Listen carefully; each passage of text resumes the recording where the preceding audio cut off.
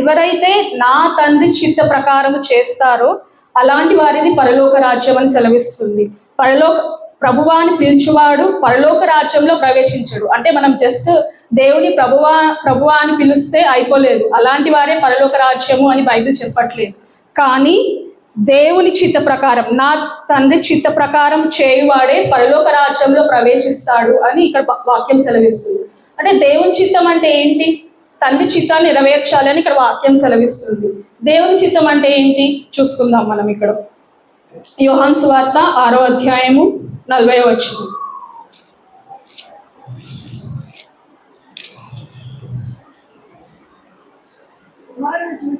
కుమారుని చూచి ఆయన యందు విశ్వాసముంచు ప్రతి వాడును నిత్య జీవం పొందుటయే నా తండ్రి చిత్తము. ఆమేన్. కుమారుని చూచి అంటే యేసుక్రీస్తు వారిని చూచి ఆయన యందు విశ్వాసం ఉంచాలి. యేసుక్రీస్తు వారు విశ్వాసమునకు కర్త కదండి. హెబ్రీయులు 12:1 మనం చూసుకున్నట్లయితే విశ్వాసమునకు కర్త, దానిని కొనసాగించువాడైన యేసు వైపు చూచుచు మనము ముందుకు కొనసాగాలి అని మనకి వాక్యం సెలవిస్తుంది. సో యేసుక్రీస్తు వారి యందు మనము విశ్వాసం ఉంచాలి. విశ్వాసం ఉంచిన ప్రతి వారును నిత్య జీవం పొందుటయే నా తండ్రి చిత్తము. ఇక్కడ మనకి వాక్యంలో సెలవిస్తుంది. దేవుని చిత్తం ఏమై ఉన్నదో మనం చూసుకుందాం. ఆయన యందు విశ్వాసం ఉంచాలి. ఎవరి యందండి? యేసుక్రీస్తు యందు విశ్వాసం ఉంచాలి. కుమారుని యందు అని మనకి ఇక్కడ స్పష్టంగా ఉంది కదండి. కుమారుడు అని అంటే యేసుక్రీస్తు వారు. యేసుక్రీస్తు వారి యందు విశ్వాసం ఉంచి ప్రతి వారును నిత్య జీవం పొందుటయే నా తండ్రి చిత్తము అని మనకి ఇక్కడ బైబిల్ సెలవిస్తుంది. ఇంకొక వచనం కూడా చూసుకుందామండి. 1 తెస్సలోనికయులు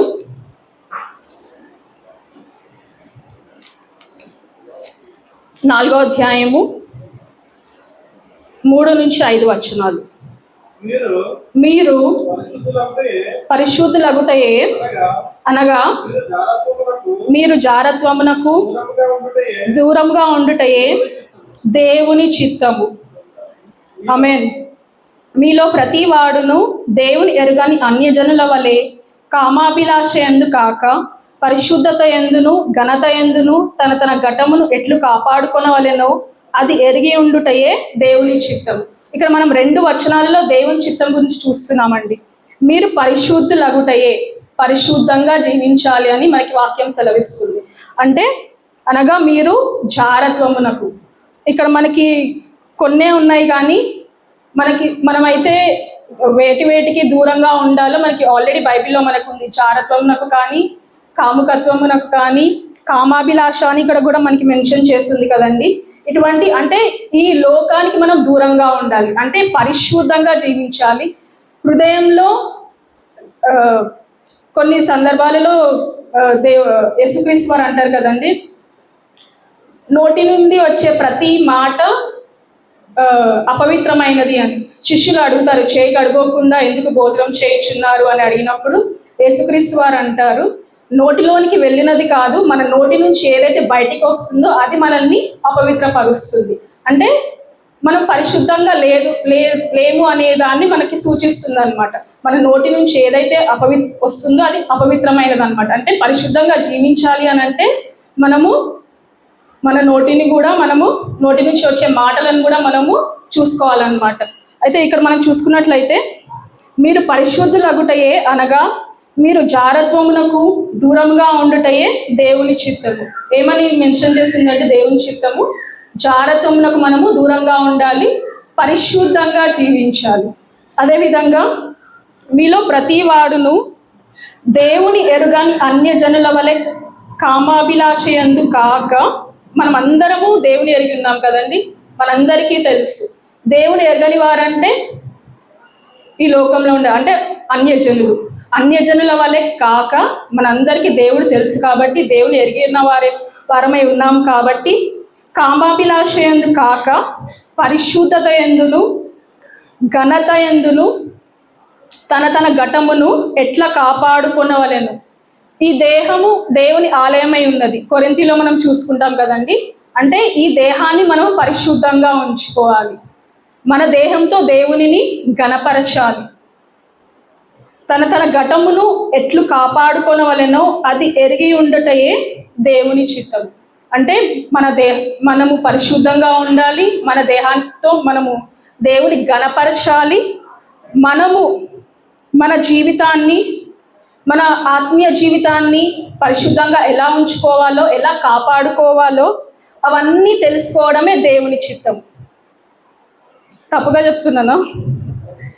పొద్దున నెహమ్యా అంకుల్ అన్నారు, ఇప్పుడు నేను అడుగుతున్నా. అంకుల్ బాగా చెప్పారు కానీ అందరు సైలెంట్గా ఉన్నారు, అందుకు నాకు ఓకే. పరిశుద్ధత ఎందును ఘనత ఎందును తన ఘటమును ఎట్లు కాపాడుకొనవలెనో అది ఎరిగి ఉండుటయే దేవుని చిత్తం.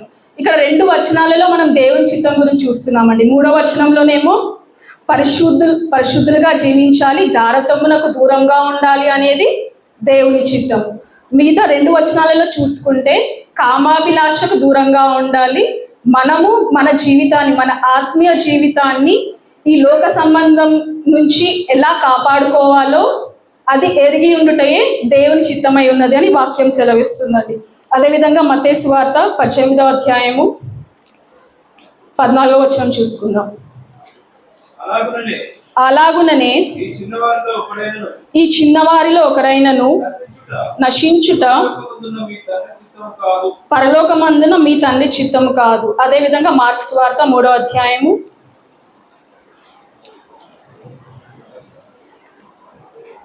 33 నుంచి 35 వచనాలు. ఆయన నా తల్లి నా సహోదరులు ఎవరని తన చుట్టూ కూర్చున్న వారిని కలయ చూచి, ఇదిగో నా తల్లియు నా సహోదరులను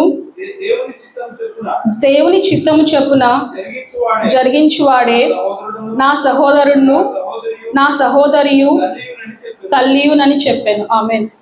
ఇక్కడ మత్తయి సువార్తలో చూసుకున్నట్లయితే చిన్నవారిదే దేవుని రాజ్యం, పరలోక రాజ్యము అని మనకి బైబిల్ సెలవిస్తుంది.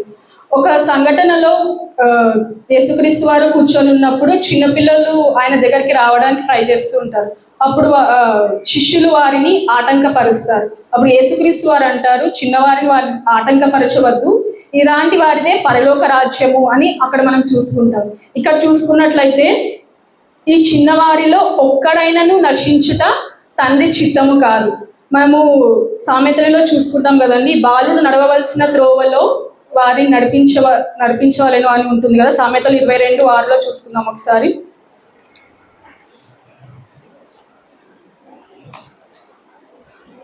బాలుడు నడవవలసిన త్రోవను వానికి నేర్పుము, వాడు పెద్దవాడైనప్పుడు దాని నుండి తొలగిపోడు.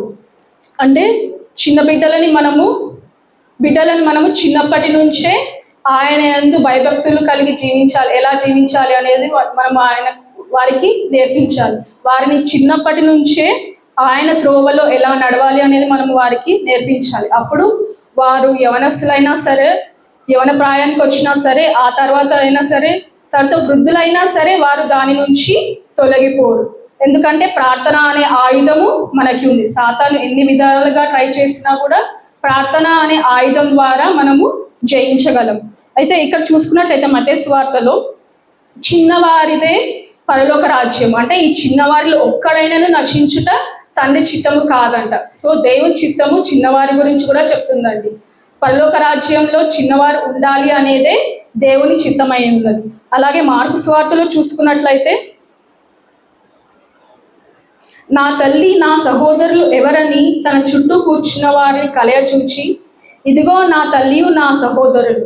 ఇక్కడ చదవండి, దేవుని చిత్తము చొప్పున జరిగించువాడే నా సహోదరుడును సహోదరియు తల్లియునని చెప్పారు. ఎవరైతే దేవుని చిత్త ప్రకారం ఉంటారో, దేవుని చిత్త ప్రకారం జీవిస్తారో, ఆయన ఆజ్ఞలను పాటిస్తారో అలాంటి వారే నా తల్లియు నా సహోదరులను అని యేసుక్రీస్తు వారు అంటారు. ఇక్కడ మనం అందరము ఉన్నాం, ఒక సంఘంగా ఉన్నాం, మనం అందరం ఒక సిస్టర్స్ అండ్ బ్రదర్స్ లాగా మనం ఉంటున్నాం. అంటే ఆయన చిత్త ప్రకారం ఎవరైతే చేస్తారో వారే నా తల్లి నా సహోదరి అని చెప్తున్నారు అనమాట యేసుక్రీస్తు వారు. నిజంగా ఎంత ధన్యత కదండి మనకి. యేసుక్రీస్తు వారు మనకి ఈ విషయాన్ని తెలియజేస్తున్నారు. ఎవరైతే నా తండ్రి చిత్తాన్ని చేస్తారో వాళ్ళే నా తండ్రియు నా సహోదరియు అని చెప్తున్నారు. అదేవిధంగా మనం రోమీలు 12వ అధ్యాయము 2వ వచనం, మీరు ఈ లోక మర్యాదను అనుసరింపక ఉత్తమమును అనుకూలమును సంపూర్ణమునైన దేవుని చిత్తమేదో పరీక్షించి తెలుసుకొనున్నట్లు మీ మనస్సు మారి నూతనమగుట వలన రూపాంతరం పొందుడి. అంటే రూపాంతరం పొందాలి, మనం రూపాంతరం పొందాలి అనేది దేవుని చిత్తమై ఉన్నది. ఎలా అండి? ఈ లోక మర్యాదను అని అంటే ఈ కాలం మర్యాదలు కానీ, ఇప్పుడు ఈ జనరేషన్ది కానీ, పోయిన జనరేషన్ కానీ, ఏ లోక మర్యాద అయినా సరే మనం అనుసరించవద్దు. ఆచారాలైనా సరే, పద్ధతులైనా సరే, ఏమైనా సరే లోకానికి సంబంధించినవైతే వాటిని మనము అనుసరించవద్దు అని మనకి బైబిల్ సెలవిస్తుంది. ఉత్తమమును అనుకూలమును అంటే మంచిదియు దేవుని అనుకూలమును సంపూర్ణమై ఉన్న దేవుని చిత్తమేదో పరీక్షించి తెలుసుకొనున్నట్లు మీ మనస్సు మారి నూతనమగుట వలన రూపాంతరం పొందుడు. 2 కొరింథీ 5:17 చూసుకుంటే, ఇదిగో పాతవి గతించను సమస్తమును కొత్తవాయను అని ఉంటుందండి.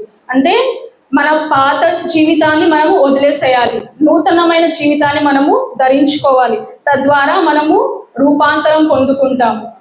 అంటే దేవుని చిత్తం ఏదో పరీక్షించి తెలుసుకున్నట్లు మన మనస్సులని మనము నూతనపరచుకోవాలి, రూపాంతరం చెందాలి. తద్వారా మనం దేవుని చిత్తాన్ని నెరవేర్చిన వారమై ఉంటాం. అదేవిధంగా ఎఫెసీయులు 5:15 నుంచి, దినములు చెడ్డవి గనుక మీరు సమయంను పోనీయక సద్వినియోగం చేసుకొనొచ్చు, అజ్ఞానుల వలె కాక జ్ఞానుల వలె నడుచుకొనున్నట్లు జాగ్రత్తగా చూచుకొనుడి. ఇందు నిమిత్తం మీరు అవివేకులు కాక ప్రభు యొక్క చిత్తం ఏమిటో గ్రహించుకొనుడి. ఏమని సెలవిస్తుందంటే అజ్ఞానుల వల్లే నడుచుకోకుండా ఉండాలి అనేది దేవుని చిత్తమై ఉన్నది. అంటే మనము అందరం చాలా వీడియోస్ చూస్తూ ఉంటాం, నాకు తెలిసి యూట్యూబ్లో ఆయన 2వ రాకడ వచ్చేస్తుంది, సూచనలు అన్నీ కూడా కనిపిస్తున్నాయి అని చాలా వీడియోస్ వస్తున్నాయి. కొంతమంది ఏమో 5 yearsలోనే వచ్చేస్తుంది అని అంటున్నారు, కొంతమంది ఒక డేట్ మెన్షన్ చేసి చెప్తున్నారు. బట్ మనం చూసుకున్నట్లయితే నిజంగా కొన్ని సూచనలు నెరవేరబడుతున్నాయి, యుద్ధాలు జరుగుతున్నాయి. రీసెంట్గా నేను అందరికీ తెలుసు అనుకుంటున్నాను, నైజీరియాలో ఆల్మోస్ట్ ఒక 1 lakh క్రిస్టియన్స్ని చంపేశారు. పాపం అంటే క్రైస్తవులని హింసిస్తున్నారు. ఇవన్నీ కూడా మనకి ఆల్రెడీ మనకి బైబిల్లో ఉంది. 2వ రాకడకి ముందు ఇటువంటివన్నీ జరుగుతాయని మనకి ఆల్రెడీ ఉంది. సో ఇక్కడ బైబిల్ ఏం సెలవిస్తుంది? సమయంను పోనీయక, ఉన్న సమయాన్ని మనము సద్వినియోగం చేసుకోవాలి. ఎలా సద్వినియోగం చేసుకోవాలి? ఇక్కడ మనము బ్రతికి ఉన్నామంటే మనకంటూ ఒక పర్పస్ ఉంది కదా. ఈరోజు మనం బ్రతికి ఉన్నాము అని అంటే ఒక పర్పస్ ఉంది. దేవుడు మనకంటూ ఒక బాధ్యతని ఇచ్చాడు, అవునా కదండి? మనం చాలామంది అనుకుంటామేమో ఓన్లీ దైవజనులే సువార్త ప్రకటించాలి అని. కాదు, మనం బ్రతికి ఉన్నామంటే మనలో ప్రతి ఒక్కరు కూడా సువార్తను ప్రకటించాలి. అది ప్రతి ఒక్కరి బాధ్యత అయి ఉన్నది, దేవుడు మనకి ఇచ్చిన బాధ్యత. అంటే ఆత్మభారం, ఆ ఆత్మభారం అనేది మనకు ఉండాలి. ఒక ఆత్మనైనా రక్షించాలి అనే ఆ భారం మనలో ఉండాలన్నమాట. అలా మనము వారి గురించి ప్రార్థన చేస్తూ స్వార్థను ప్రకటిస్తూ సమయాన్ని మనము సద్వినియోగం చేసుకుంటూ ఉండాలి. అజ్ఞానుల వలె కాక జ్ఞానుల వలె నడుచుకున్నట్లు జాగ్రత్తగా చూచుకొనుడి. ఇందు నిమిత్తము మీరు అవివేకులు కాక ప్రభువు యొక్క చిత్తం ఏమిటో గ్రహించుకొనుడి. కింద మనం చూసుకున్నట్లయితే ఆత్మ పూర్ణులై ఉండుడి. ఎలా ఉండాలండి? ఆత్మ పూర్ణులై ఉండుడి. ఒకరినొకడు కీర్తనలతోనూ సంగీతములతోనూ అంటే పాటల ద్వారా మనము ఆత్మ సంబంధమైన పాటలతోనూ హెచ్చరించుచు మీ హృదయములలో ప్రభువుని గూర్చి పాడుచు, అంటే ఉన్న సమయాన్ని ఎలా సద్వినియోగం చేసుకోవాలి అనేది కూడా మనం కింద చూస్తున్నామండి. పాటల ద్వారా, కీర్తనల ద్వారా, సంగీతముల ద్వారా ఒకరినొకరు హెచ్చరించుచు యేసుక్రీస్తు పేరట సమస్తమును గూర్చిన తండ్రి అయిన దేవునికి ఎల్లప్పుడూ కృతజ్ఞతాస్తుతులు చెల్లించుచు క్రీస్తునందలి భయముతో ఒకరికొకడు లోబడి ఉండు అని వాక్యం సెలవిస్తుందండి. అంటే ఉన్న సమయాన్ని ఎలా సద్వినియోగం చేసుకోవాలి అనేది మనకి వాక్యం సెలవిస్తుంది. అలాగే దినములు చెడ్డవి కనుక, అంటే నిజంగా చాలా ఒకప్పుడు చూస్తే వేరే విధంగా ఉండే, ఇప్పుడు చూస్తే చాలా అన్యాయము, అక్రమము చాలా ఎక్కువైపోయిందండి. లోకము చాలా అహింస, ఇవన్నీ కూడా ఎక్కువైపోతున్నాయి. ఇవన్నీ కూడా రెండవ రాకడికి సూచనలు కాబట్టి మనం సమయాన్ని సద్వినియోగం చేసుకోవడమే దేవుని చిత్తం అయి ఉన్నది అని ఎఫ్ఎస్సిలో మనం చూసుకున్నాం. అదేవిధంగా యాకోబు రాసిన పత్రిక 5వ అధ్యాయము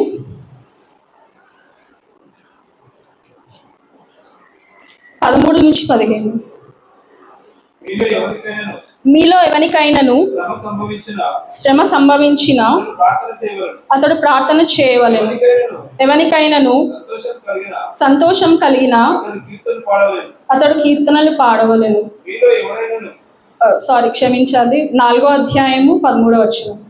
నేడైనను రేపైనను ఒకానొక పట్టణంనకు వెళ్ళి అక్కడ ఒక సంవత్సరం ఉండి వ్యాపారం చేసి లాభం సంపాదించం రండని చెప్పుకొని వారలారా, రేపేమి సంభవించినో మీకు తెలియదు. మీ జీవం ఏ పాటిది? మీరు కొంతసేపు కనబడి అంతలో మాయమైపోవు ఆవిరి వంటి వారే. కనుక ప్రభు చిత్తమైతే మనం బ్రతికి ఉండి ఇది అది చేతమని చెప్పుకొనవలెను. అంటే డంబముల యందు అతిశయపడుట పాపం, అది దేవుని చిత్తం కాదు అని మనకి వాక్యం సెలవిస్తుంది. ఈరోజు మన ఉద్యోగం మంచిగా ఉంది అని, మన వ్యాపారం మంచిగా ఉంది అని, మన కుటుంబ పరిస్థితి కానీ మనం మంచిగా ఉన్నాము అని, ఏదైనా సరే దేవుని నామానికి మహిమ తీసుకొని రానిది మంచిది కాదు, అది దేవుని చిత్తము కాదు అని మనకి వాక్యం సెలవిస్తుంది. డంబముల యందు అతిశయపడుట పాపం, అటువంటిది దేవుని చిత్తం కాదు అని మనం ఇక్కడ చూసుకుంటాం. మన జీవితం ఎటువంటిదండి? అంతలో కొంతసేపు కనబడి అంతలో మాయమైపోవు ఆవిరి వంటి వారే. నిజంగా మాట్లాడుకుంటే ఈరోజు నేను ఇక్కడ ఉన్నాను, తర్వాత ఏంటో తెలియదు, నెక్స్ట్ వీక్ నేను వస్తానో రానో తెలియదు, దేవుని చిత్తం ఎప్పుడు ఎలా ఉంటుందో తెలియదు. ఆవిరి వంటిది నా జీవితం. ఈరోజు నేను కనిపిస్తున్నాను, రేపు ఉంటానో లేదో తెలియదు. సో దేవుని చిత్తం ప్రతి ఒక్కటి కూడా దేవుని చిత్తం. ఇటువంటి వాటి కోసం మనము డంబముల యందు మనము అతిశయపడకూడదు. మనం మంచిగా ఉన్నాం కదా, ఈరోజు మంచిగా ఉన్నాం కదా అని దేవుని నామానికి మహిమ తీసుకొని రాకుండా మనలో మనం అతిశయించకూడదని వాక్యం సెలవిస్తుంది. ఎందుకంటే మన జీవితం ఎటువంటిది? అంతలో మాయమైపోయే ఆవిరి వంటిది మన జీవితం. ఎప్పుడైనా సరే ఏది ఉన్నా సరే మనము దేవుని నామానికి మహిమ తీసుకొని రావాలి, అదే దేవుని చిత్తమైనదని వాక్యం సెలవిస్తుంది. అదేవిధంగా 1 యోహాను 2వ అధ్యాయము 17వ వచనం. లోకమును దాని ఆశయు గతించిపోవచ్చున్నవి గాని దేవుని చిత్తమును జరిగించువాడు నిరంతరమును నిల్చును. ఆమేన్. లోకమును దాని ఆశయు గతించిపోవచ్చున్నది అంటే ఈ లోకంలో ఉన్న ప్రతి ఒక్కటి గతించిపోవచ్చున్నది. ఏది చూసుకున్నా సరే, మనుషులైనా సరే, వస్తువులైనా సరే, living things, non living things ఏవైనా సరే గతించిపోతాయి. కానీ ఏది ఉంటుందండి? దేవుని చిత్తంను జరిగించువాడే నిరంతరము నిలిచి ఉంటాడు. ఆయన చిత్తం ఏంటో కూడా మనం ఇక్కడ చూస్తున్నాము. ఆయన చిత్త ప్రకారం ఎవరైతే నడుచుకుంటారో, ఆయన చిత్త ప్రకారం ఎవరైతే జీవిస్తారో వారు నిరంతరము నిలుచును అని మనకి వాక్యం సెలవిస్తుందండి. ఇవన్నీ కూడా దేవుని చిత్తం గురించి మనతో మాట్లాడుతున్నాయి. అదేవిధంగా దేవుని చిత్తం మనము ఎలా తెలుసుకోగలము? ఎలా తెలుస్తుంది ఇది దేవుని చిత్తము అని? వాక్యం ద్వారా, ఆయన స్వరము ద్వారా, లేకపోతే ఒకరి ద్వారా, లేకపోతే దైవజనం ద్వారా కూడా మనతో మాట్లాడచ్చు దేవుని చిత్తం. మనం వచనాలు కూడా చూసుకుందామండి. యోహాను సువార్త 17వ అధ్యాయం 3వ వచనం.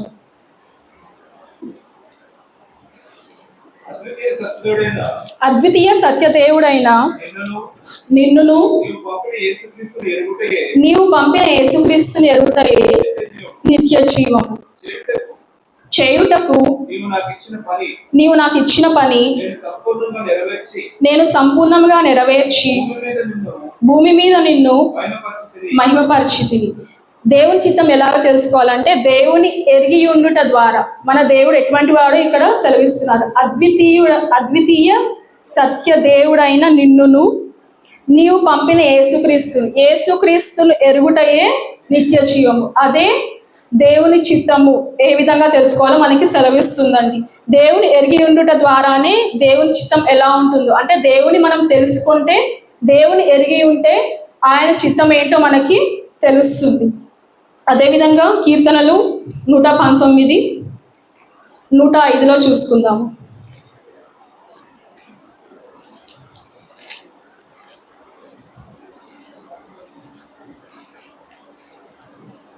నీ వాక్యము నా పాదములకు దీపమును నా త్రోవకు వెలుగునై ఉన్నది.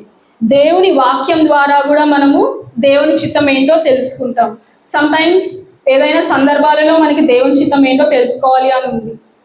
అప్పుడు వెంటనే మనము ప్రార్థన చేయడం ద్వారానో లేకపోతే వాక్యం చదవడం ద్వారానో మనం ఒకటి ఆలోచిస్తూ ఉంటాం, ఏంటో మనకు అర్థం కావట్లేదు. సడన్గా బైబిల్ ఓపెన్ చేసి చూడగానే వాక్యం మనతో మాట్లాడుతుంది. తద్వారా మనకి తెలుస్తుంది, ఓకే ఈ సందర్భాలలో నేను ఇలా చేయాలి అని దేవుని చిత్తమై ఉన్నది. దేవుడు ఈ వాక్యం ద్వారా నాతో మాట్లాడాడు అని అనిపిస్తుంది. ఎవరికైనా అనిపించిందా అండి? ఎప్పుడైనా ఫేస్ చేశారా? ఆమేన్, హల్లెలూయా. సో దేవుని వాక్యం చదువుట ద్వారా కూడా మనకి దేవుని చిత్తం ఏంటో మనము తెలుసుకోగలం. అదేవిధంగా యోహాను సువార్త 10వ అధ్యాయము 27వ వచనం. నా గొర్రెలు నా స్వరము వినును, నేను వాటిని ఎరుగుదును, అవి నన్ను వెంబడించు. నా గొర్రెలు నా స్వరం వినును అని ఇక్కడ వాక్యం సెలవిస్తుంది. అంటే దేవుని స్వరము ద్వారా కూడా మనము ఆయన చిత్తాన్ని మనము తెలుసుకోగలం.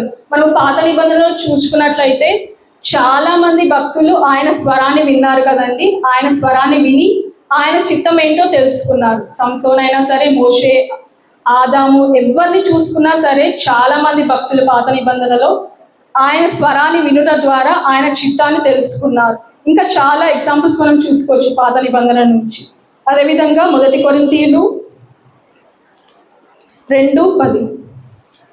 అంటే దేవుని ఆత్మ ద్వారా కూడా మనము ఆయన చిత్తం ఏంటో మనము తెలుసుకోగలం. మనకైతే దేవుడు వాటిని తన ఆత్మ వలన బయలుపరిచి ఉన్నాడు.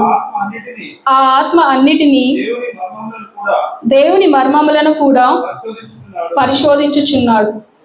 అంటే దేవుని ఆత్మ ద్వారా కూడా మనము ఆయన చిత్తాన్ని తెలుసుకోగలము అని వాక్యం సెలవిస్తుందండి. అంటే కళల ద్వారా, దర్శనాల ద్వారా, దర్శనాలు కూడా వస్తాయి కదండి కొంతమందికి. దర్శనాల ద్వారా కూడా దేవుని చిత్తాన్ని వాళ్ళు తెలుసుకుంటారు. ప్రవచనాల ద్వారా కూడా వారు దేవుని చిత్తాన్ని తెలుసుకుంటారు. కళల ద్వారా కూడా వారు దేవుని చిత్తాన్ని తెలుసుకుంటారు. 1 కొరింథీయులు 2:10లో మనం చూసుకున్నట్లయితే ఆ ఆత్మ అన్నిటినీ దేవుని మర్మములను కూడా పరిశోధించుచున్నాడు అని వాక్యం సెలవిస్తుందండి. అంటే ఏ విధాలుగా మనం దేవుని చిత్తంలో తెలుసుకోవచ్చు అంటే ఆయన వాక్యాన్ని చదువుట ద్వారా, ఆయన స్వరాన్ని వినుట ద్వారా, దేవుని ఆత్మ ద్వారా, అలాగే ఆయనను తెలుసుకొనుట ద్వారా, అంటే ఆయనని ఎరిగి ఉండుట ద్వారా కూడా మనము ఆయన చిత్తం ఏంటో తెలుసుకోగలం.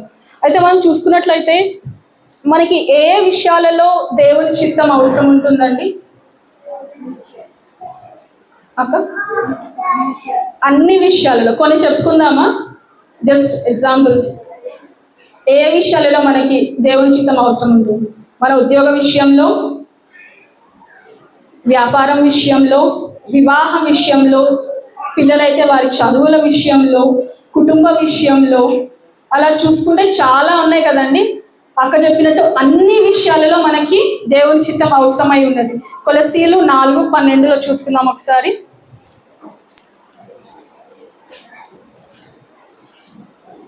ప్రతి విషయంలో దేవుని చిత్తమును గూర్చి సంపూర్ణ నిశ్చయత గల వారునై నిలకడగా ఉండవలనని ఇతరెల్లప్పుడూ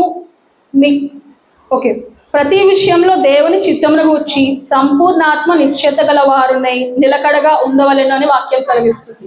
ప్రతి విషయంలో దేవుని చిత్తమును గూర్చి మనము తెలుసుకొని ఉండాలి అని వాక్యం సెలవిస్తుందండి. మనం ఇందాక చూసుకున్నాం కదా, ఏ విషయాలలో కూడా మనం కొన్ని చూసుకున్నాం. ఉద్యోగము, వ్యాపారము, చదువు, కుటుంబము, వివాహము, అన్ని విషయాలలో ఏ విషయాలలో కానీ మనం చూసుకున్నట్లయితే స్థిరపడట ద్వారా కానీ, మనం ప్రయాణం చేసేటప్పుడు కానీ ఏ విషయంలో చూసినా కూడా మనము దేవుని చిత్తాన్ని అడిగి ఆయన చిత్తం ఏదో తెలుసుకొని దాని చిత్త ప్రకారం మనం నడుచుకోవాలి. ఒకవేళ దేవుని చిత్త ప్రకారం మనం నడుచుకోకపోతే ఏం జరుగుతుంది చూసుకుందాం. ఒకసారి బైబిల్లో చూసుకుందాం. మనము కొంతమంది ఒక 2-3 వ్యక్తుల గురించి చూద్దామండి. ఆదికాండము 2వ అధ్యాయము 15 నుంచి 17 వరకు. మరియు దేవుడైన యెహోవా నరుని తీసుకొని ఏదెను తోటను సేద్యపరచుటకును దాని కాచుటకును దానిలో ఉంచెను. మరియు దేవుడైన యెహోవా, ఈ తోటలో ఉన్న ప్రతి వృక్ష ఫలములను నీవు నిరభ్యంతరముగా తినవచ్చు, అయితే మంచి చెడ్డల తెలివినిచ్చు వృక్ష ఫలములను తినకూడదు. నీవు వాటిని తిను దినమున నిశ్చయంగా చచ్చదవని నరునికి ఆజ్ఞాపించు. అయితే యెహోవా దేవుడు ఆదాముకి ఆయన చెప్తారు కదండి, ఇక్కడ తోటలోకి తీసుకొచ్చి ఇక్కడ ఉన్న చెట్ల పండ్లు ఏమైనా సరే తిను, కానీ ఒక్క చెట్టును చూపించి నువ్వు ఆ చెట్టు పండు ఒక్కదాన్ని మాత్రం తినకూడదు అని యెహోవా దేవుడు చెప్తారు. కానీ ఆదాము విన్నాడా అండి? లేదు, దేవుని చిత్తాన్ని చేయలేదు. తద్వారా ఏం జరిగింది అంటే ఆయన అవిధేయత చూపించాడు అనమాట. తద్వారా ఏం జరిగిందో కూడా చూసుకుందాం. ఆదికాండం 3వ అధ్యాయము 6వ వచనం. స్త్రీ ఆ వృక్షం ఆహారమునకు మంచిదియు కన్నులకు అందమైనదియు వివేకమిచ్చు రమ్యమైనదియు నై ఉండుట చూచినప్పుడు ఆమె దాని ఫలములలో కొన్ని తీసుకొని తిని తనతో పాటు తన భర్తకును ఇచ్చెను, అతడు కూడా తినెను. ఇక్కడ స్త్రీ ద్వారా ఆదాము అవిధేయత చూపించాడు, దేవుని చిత్త ప్రకారం ఆయన నడుచుకోలేదు, తద్వారా పాపము ఈ లోకంలోనికి వచ్చింది. అంటే దేవుని చిత్త ప్రకారం నడుచుకోకపోతే, అవిధేయత చూపిస్తే ఏం జరుగుతుందో మనం చూసుకుందాం. దాని యొక్క ఫలితాలు ఎలా ఉంటాయో మనం చూసుకుందాం. ఆదికాండము 3:16-17. ఆయన స్త్రీతో, నీ ప్రయాసమును నీ గర్భవేదనను నేను మిక్కిలి హెచ్చించెదను, వేదనతో పిల్లలను కందువు, నీ భర్త ఎడల నీకు వాంఛ కలుగును, అతడు నిన్ను ఏలునని చెప్పాను. ఆయన ఆదాముతో, నీవు నీ భార్య మాట విని తినవద్దని నేను నీకు ఆజ్ఞాపించిన వృక్ష ఫలములు తింటివి గనుక నీ నిమిత్తము నేల శపింపబడి ఉన్నది, ప్రయాసముతోనే నీవు బ్రతుకు దినములన్నీ దాని పంట తిందు. ఇక్కడ అవిధేయత చూపించడం వల్ల, దేవుని చిత్త ప్రకారం వారు నడుచుకోకపోవడం వల్ల వారికి ఎటువంటి ఫలితం దొరికిందో మనం చదువుకున్నాం కదండి. ఆదాముతోనేమో నీవు ప్రయాసముతోనే బ్రతుకు దినములన్నీ పంట తిందువు అని దేవుడు సెలవిచ్చాడు. అదేవిధంగా స్త్రీకేమో నీ గర్భవేదనను నేను మిక్కిలి హెచ్చించెదను, వేదనతో పిల్లలను కందువు, నీ భర్త ఎడలు నీకు వాంఛ కలుగును, అతడు నిన్ను ఏలునని దేవుడు చెప్పాడు. యెహోవా దేవుడు వారికి చెప్పాడు. అంటే దేవుని చిత్త ప్రకారం మనం నడుచుకోకపోతే, దేవుని చిత్తం ఏంటో మనకు ఆల్రెడీ తెలుసు, అయినా కూడా మనం వాటిని ఫాలో అవ్వకపోతే, అవిధేయత చూపించినట్లయితే వాటి ఫలితాలు మనకి ఇలా ఉంటాయండి. ఇంకొకరిని కూడా మనం చూసుకుందాము.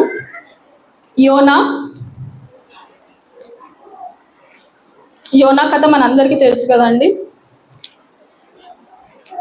దేవుడు ఒక పట్టణానికి వెళ్ళమంటే ఆయన ఇంకొక పట్టణానికి వెళ్తాడు. తద్వారా ఆయన దేవుని చిత్త ప్రకారం నడుచుకోకుండా అవిధేయత చూపించడం ద్వారా ఆయన వాటి ఫలితాలను కూడా పొందుతాడు. యోనా 1వ అధ్యాయము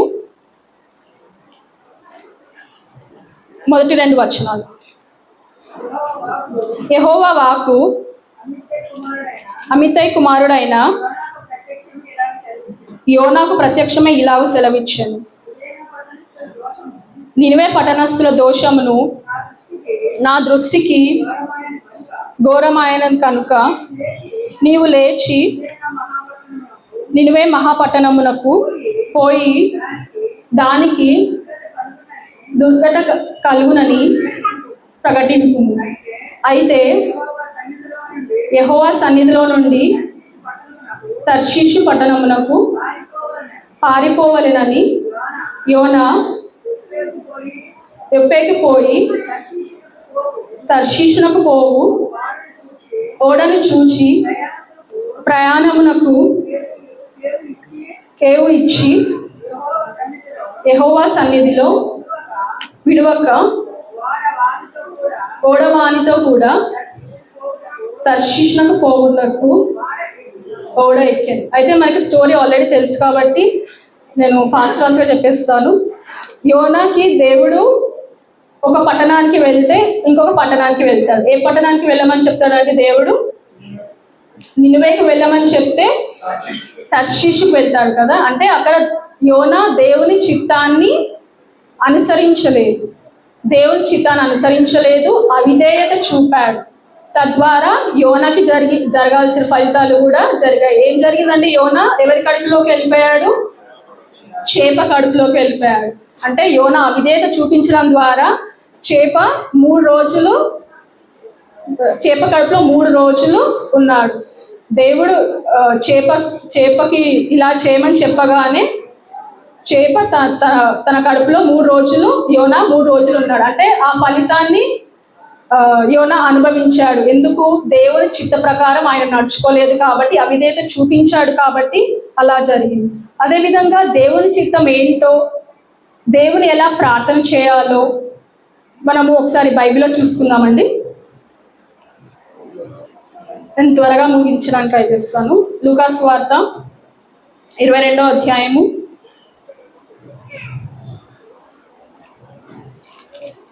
41-42. వారి యొద్ద నుండి రాత్రివేళ దూరం వెళ్ళి మోకాళ్ళుని తండ్రి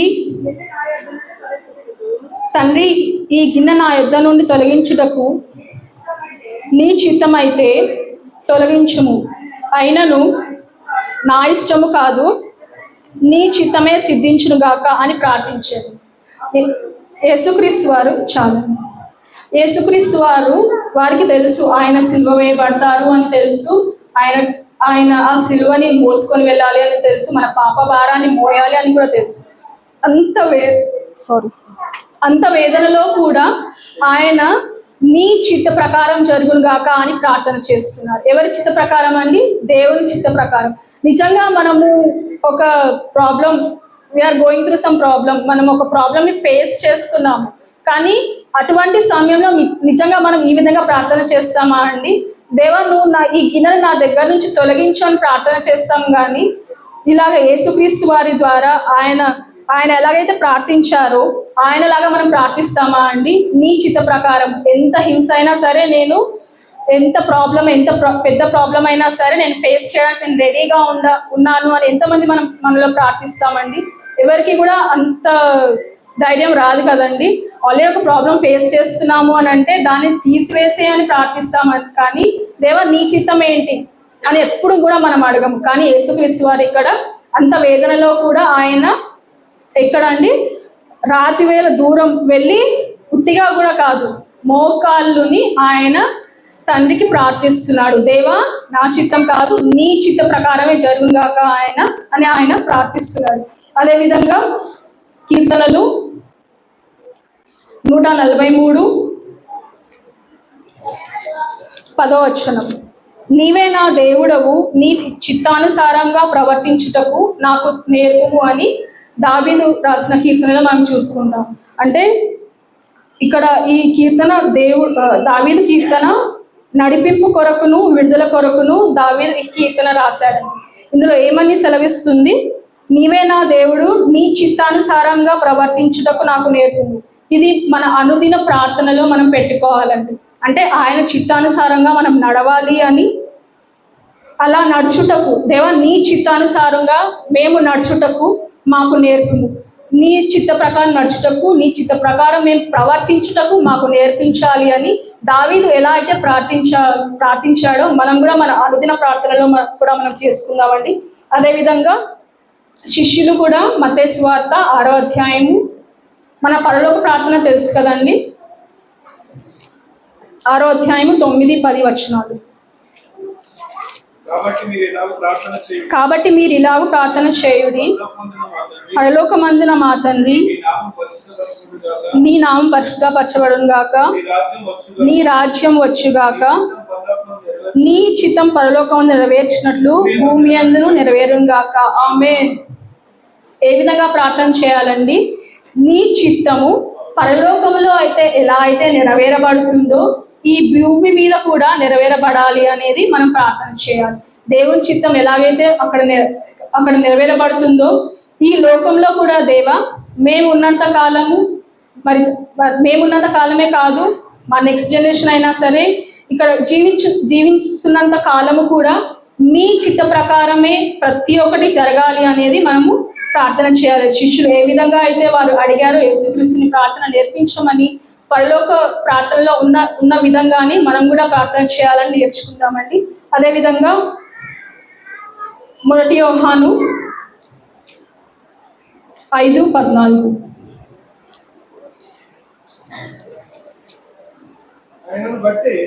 ఆయనను బట్టి మనకు కలిగిన ధైర్యం ఏదనగా ఆయన చిత్తానుసారంగా మనం ఏది అడిగినను ఆయన మన మనవి ఆలకించునన్నది. ఆమేన్. ఆయన చిత్తానుసారంగా అంటే దేవుని చిత్తానుసారంగా మనం ఏది అడిగినా కూడా దేవుడు మనకి అనుగ్రహిస్తాడు. అది మనం నేర్చుకోవాలి. ఇక్కడ మనము నలుగురు గురించి నేర్చుకున్నామండి. యేసుక్రీస్తు వారేమో నీ చిత్తమైతే ఈ గిన్నెను నా ఎదురు నుండి తొలగించుము అని ప్రార్థన చేశారు. తర్వాత దావీదు ఏమో నీ చిత్తానుసారంగా ప్రవర్తించుటకు నాకు నేర్పుము అని ప్రార్థన చేశాడు. తర్వాత శిష్యులేమో పరలోకమందు ఏ విధంగా నీ చిత్తం నెరవేర్చబడుతుందో భూలోకంలో కూడా నీ చిత్తం నెరవేర్చబడాలి అని ప్రార్థన చేశాడు. కానీ మనం ఎలా ప్రార్థన చేయాలి? దేవా నా జీవితంలో ఏ సందర్భంలో అయినా సరే నీ చిత్తమే జరుగును గాక. ఇందాక మనం చూస్తున్నాం కదా ఏ విషయాలలో మనం దేవుని చిత్తం గురించి అడగాలో, చదువు, వ్యాపారము, అలా చాలా ఎగ్జాంపుల్స్ ఉన్నాయి. సో మన జీవితంలో ప్రతి ఒక్కటి కూడా అది చిన్నదైనా సరే పెద్దదైనా సరే దేవుని చిత్త ప్రకారం జరగాలి అని మనం అనుదిన ప్రార్థనలో మనము చూస్తున్నామండి. అదేవిధంగా లాస్ట్ వచనం చూసుకొని ముగించుకుందాము. కీర్తనలు 48.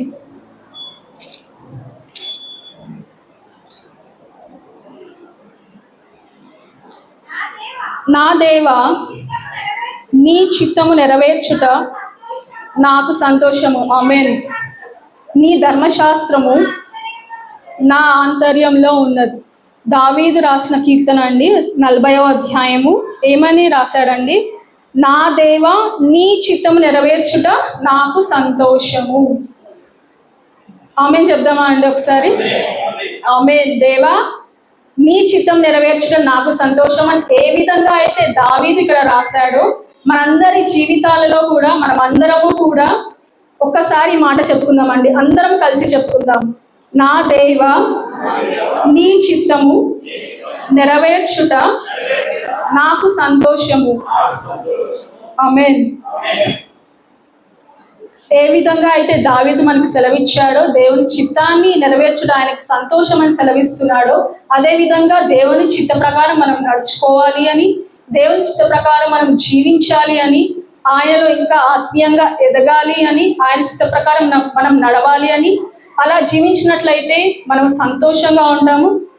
అదేవిధంగా నీ చిత్తం నెరవేర్చుట నాకు సంతోషము అని మనము దాన్ని నెరవేరుస్తూ ఉందామండి. లేదంటే ఏమైనా జరిగింది అని అంటే మనము పక్కకి తొలగిపోతామేమో. అంటే దేవా ఈ గిన్నెను నా నుండి తొలగిపో అని మనం ప్రార్థిస్తామేమో. అలా కాకుండా నీ చిత్తం ఏదైనా సరే, ఆ బ్లెస్సింగ్ ఏదైనా సరే, అది లేట్ అయినా సరే, దానికోసం నేను వెయిట్ చేయడానికి, నీ చిత్తం కోసం నేను వెయిట్ చేయడానికి, నేను తొందరపడి పొరపాటు చేయకుండా నీ చిత్తం కోసం నేను వెయిట్ చేయడానికి నాకు సహాయం దయచేయమని మనం ప్రార్థిస్తామండి.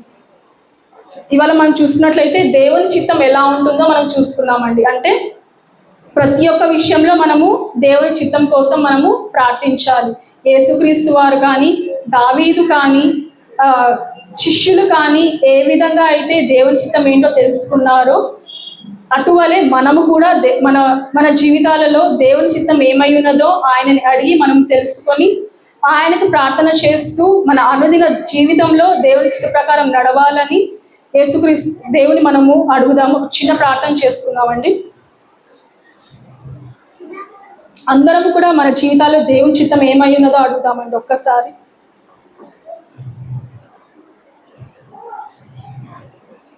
అందరం కళ్ళు మూసుకుందామండి. అడుగుదామండి, దేవా నా జీవితంలో నీ చిత్తం ఏమై ఉన్నది, నేను ఎలా జీవిస్తే నీకు ఇష్టము, నీకు ఆయాసకరంగా జీవించకుండా నాకు సహాయం దయచేయి తండ్రి. మాకు ఏదైనా ప్రాబ్లం వస్తే తండ్రి, మరి తండ్రి నీ చిత్త ప్రకారం జరగాలి అని మేము కోరుకోవాలి. కానీ మరి తండ్రి యేసుక్రీస్తు వారు ఎలాగైతే ప్రార్థన చేశారో మరి తండ్రి ఈ గిన్నెను నా యుద్ధ నుండి, నీ చిత్తమైతే ఈ గిన్నెను నా యుద్ధ నుండి తొలగించమని ప్రార్థన చేశారు తండ్రి. అట్టి విధంగా మేము కూడా ప్రార్థన చేయడానికి మాకు సహాయం దయచేయండి తండ్రి. దావీదు వలె మరి తండ్రి నీ చిత్త ప్రకారం నెరవేర్చడం నాకు సంతోషమని దావీదు రాశాడు తండ్రి. అటువల్ల మేము కూడా జీవించడానికి మాకు సహాయం దయచేయండి తండ్రి. మరి తండ్రి మేము చేసిన ప్రతి ఒక్క పనిలో మీ చిత్తం ఏంటో తెలుసుకోవడానికి మాకు సహాయం దయచేయండి తండ్రి. ఏ విషయమైనా సరే తండ్రి మీరే మాకు సహాయం దయచేయండి తండ్రి. మరి తండ్రి ఆదాముని అవ్వని చూసుకున్నాం తండ్రి, యోనాని చూసుకున్నాం తండ్రి. మరి తండ్రి వారు నీ చిత్తాన్ని నెరవేర్చకుండా మరి తండ్రి ఈ లోకం వైపు తిరిగి మరి తండ్రి అవిధేయత చూపించి మరి తండ్రి వాటి ద్వారా ఫలితాన్ని పొందారు తండ్రి. మరి తండ్రి అట్లా కాకుండా మరి తండ్రి నీ చిత్తాన్ని నెరవేరుస్తూ మేము బ్రతకడానికి మాకు సహాయం దయచేయమని వేడుకొచ్చున్నాం తండ్రి. అడుగుదామా అండి, దేవుని చిత్తాన్ని అడుగుదాం. ఒక్కసారి మీ సన్నిధిలో అడుగుతున్నాం తండ్రి, మీరే మాకు సహాయం దయచేయండి తండ్రి.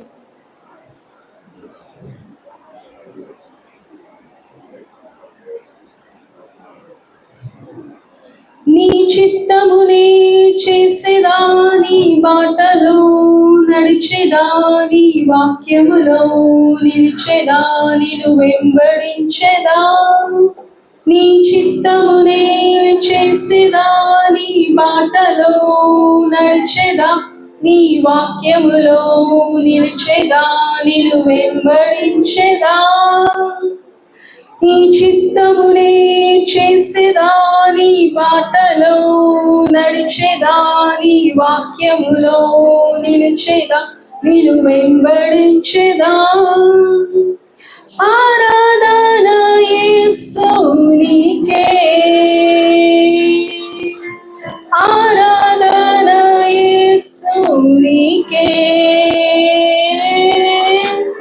ఆరాధన యేసునికే, ఆరాధన యేసునికే. నీ చిత్తమునే చేసేదా, నీ బాటలో నడిచేదా, నీ వాక్యములో నిలిచేదా, నిన్ను వెంబడించేదా. నీ చిత్తమునే చేసేదా, నీ బాటలో నడిచేదా, నీ వాక్యములో నిలిచేదా, నిన్ను వెంబడించేదా. ఆరాధన